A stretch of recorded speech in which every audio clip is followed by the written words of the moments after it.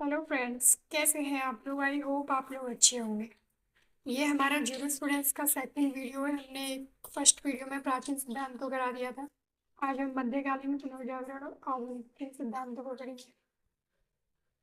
प्राचीन सिद्धांत में कल हमने पढ़ लिया था कि अरिस्टो को प्राचीन सिद्धांत प्राकृतिक विधि विद्यालय का जनक कहा जाता है। और हमने प्राचीन में सुकरात और अरिस्टो के थॉट्स भी पढ़ लिए थे। प्राकृतिक कानून होते क्या हैं, एक छोटा सा विवरण पे डाल देते हैं। सभी लोगों को समान अधिकार दिए जाते हैं, जैसे कि जीने का अधिकार, खुशी का अधिकार। मनुष्य जन्मजात रूप से ही सही और गलत के बीच के अंतर को समझता है। मानवीय स्वभाव को कानून क्या है जानना चाहिए और उसका पालन करना चाहिए। जो कानून न्याय प्रदान नहीं करते उसे कानून नहीं माना जाना चाहिए। सभी व्यक्तियों को संगठन और संस्कृति या धर्म की परवाह किए बिना सरकार और राजनीतिक व्यवस्था से स्वतंत्रता का अधिकार है। आज हम पढ़ेंगे मध्यकालीन पुनर्जागरण और आधुनिक सिद्धांत। प्राकृतिक विधि में जो दूसरा सिद्धांत है वो मध्यकालीन सिद्धांत है। इसके जो प्रमुख समर्थक रहे हैं वो ऑगस्टिन और एक्विनास रहे हैं। एक्विनास ने प्राकृतिक विधि के मध्यकालीन सिद्धांत में एक 4 स्तरीय वर्गीकरण किया है। वो 4 स्तरीय वर्गीकरण क्या है? ईश्वर का कानून, प्रकृति का नियम, मानव कानून, ईश्वरीय कानून। ईश्वर का कानून, जिसे हम बाहरी कानून भी बोलते हैं, ये हमें देवीय स्रोतों से प्राप्त होता है। और जो प्रकृति का नियम है, इसे प्राकृतिक दुनिया का अवलोकन किया जाता है।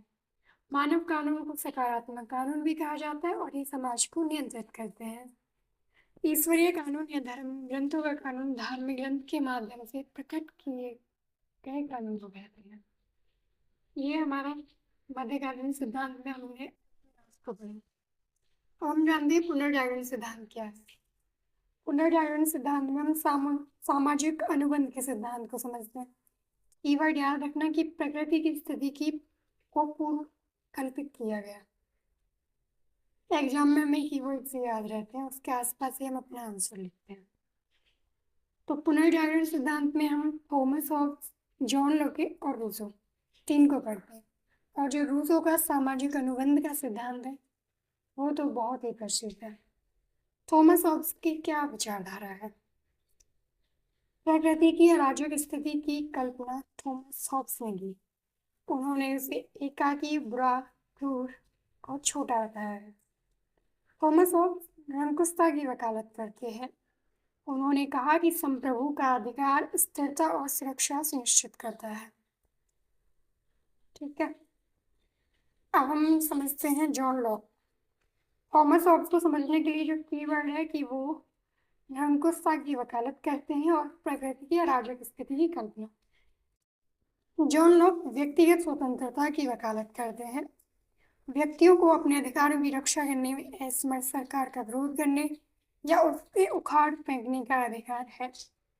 ये जॉन लॉक ने बोला। रूसो रूसो सामान्य इच्छा का पालन करने का कर्तव्य, ये उनका सामाजिक अनुबंध का सिद्धांत है। व्यक्तिगत चिंताओं पर सामुदायिक हितों को प्राथमिकता रूसो ने दी। तो अब हमने पुनर्जागरण सिद्धांत में तीनों को पढ़ा, Thomas Hobbes, John Locke, Rousseau.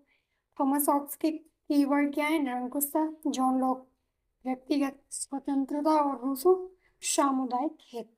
ठीक है, मध्यकालीन हो गया, पुनर्जागरण हो गया। अब हम आधुनिक सिद्धांत को समझते हैं। 19वीं सदी में प्राकृतिक विधि स्कूल के सिद्धांत, इनका पतन होना शुरू हुआ क्योंकि ये वाणिज्य का युग था, औद्योगिकरण चल रहा था। तो सभी को भावना, तर्क और बुद्धिवाद की ओर बदल गई। अब तक हम जितनी भी भावनाएं पढ़ रहे थे वो तर्क और बुद्धिवाद की ओर बदल गई। विकसित परिदृश्य द्वारा प्रस्तुत चुनौतियों ने ठोस समाधान की मांग की, जिससे व्यक्तिवाद से हटकर अधिक सामूहिक दृष्टिकोण की ओर रुख हुआ। 20वीं सदी में इनका फिर से पुनरुद्धार हुआ, लेकिन हमारे सिलेबस में यहीं तक है, हम 4 सिद्धांत पढ़ते हैं अकॉर्डिंग टू सिलेबस। स्टेमलर और कोहलर, इन दोनों को भी दिया हुआ है। आज हम स्टेमलर को जानेंगे और कोहलर के प्राकृतिक लॉ स्कूल का सिद्धांत हम अलग से डिटेल में वीडियो बनाएंगे। देखो स्टेमलर का क्या है, प्राकृतिक कानून के बारे में वो क्या कहते हैं। जर्मन दार्शनिक टेम्लर मानते हैं कि कानून को आदर्श और न्याय की प्राप्ति से अलग रखा जाना चाहिए। कानून को आदर्श और न्याय की प्राप्ति से अलग, मतलब कानून का कोई भी संबंध नहीं है आदर्श और न्याय से। उनके लिए एक न्यायपूर्ण कानून मनुष्य के सामाजिक जीवन की सर्वोच्च अभिव्यक्ति थी और इसका उद्देश्य व्यक्ति की स्वतंत्रता का संरक्षण करना है। स्टैम्पलर के बारे में कीवर्ड क्या हुआ? मनुष्य को इतने अधिकार दिए जाएं कि वो सामाजिक जीवन में अपनी हाईएस्ट डिग्निटी के साथ जी सकें। प्राकृतिक लॉ स्कूल कंप्लीट हुआ। कोलर को हम कल पढ़ेंगे, अभी बताया मैंने। अब निष्कर्ष करते हैं। निष्कर्ष में क्या है? प्राकृतिक कानून विद्यालय एक दार्शनिक स्तंभ के रूप में खड़ा है जो कानूनी ढांचों में नैतिकता के एकीकरण पर इसके जोर ने पूरे इतिहास में कानूनी प्रणालियों के विकास को आकार दिया। प्राकृतिक कानून में हमने नैतिकता के महत्व को समझा, मानव के तर्क को समझा, ईश्वरीय शक्तियों को समझा, धार्मिक ग्रंथों में जो कानून दिए हुए हैं उन्हें समझा। चलिए मिलते हैं अगले वीडियो में।